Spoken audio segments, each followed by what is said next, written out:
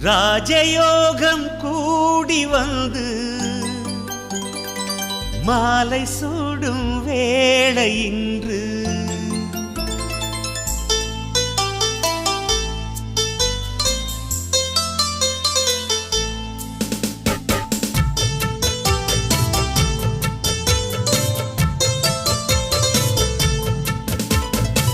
வாழ்க பல்லாண்டு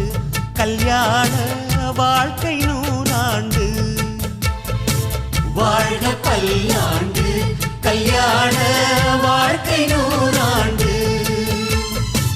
உதயமாகும் புதிய ராகம் இசையில் யாவும் புனிதமாகும்